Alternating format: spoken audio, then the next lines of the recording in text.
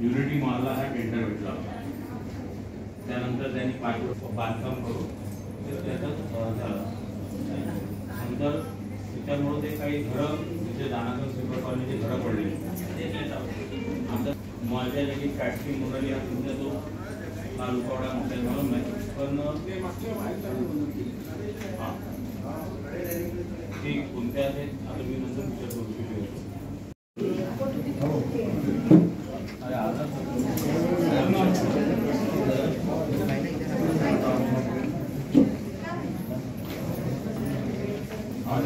तुम्ही फोन करून सांगून द्या कोणते